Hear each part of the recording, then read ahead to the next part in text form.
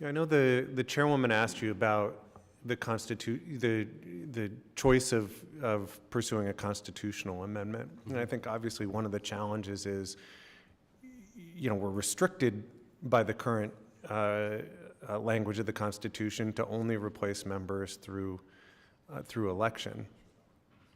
That automatically runs us into challenges with, and we'll hear from secretaries of state or from the GAO who's talked to secretaries of state, that it just takes time to hold an election, right? You have to have people register as candidates. You have to print ballots.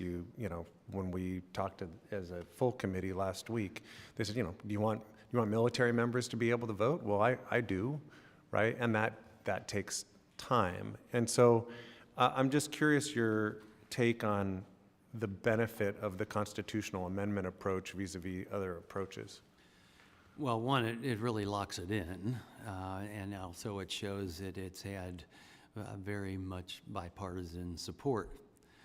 But, one of the things I said too is, we have a secession plan for the president, and you go down the secretaries and everything else. They weren't elected either, but they were someone that was selected by the sitting president who was elected. And that's what we're asking to do in the amendment. So I think that was pretty thoughtful, is that the person that was elected is likely choosing someone similar to them, which would be representative of the people that elected the member. So I think that's an important component.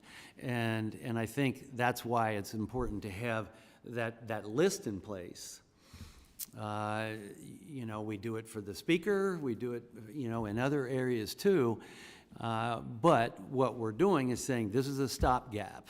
We're not saying you have that seat for the rest of the term or anything else. It's just until the special election goes through its ordinary process.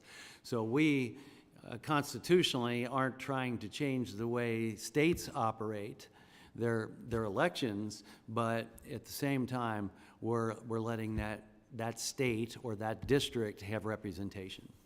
Thanks so much. I yield back.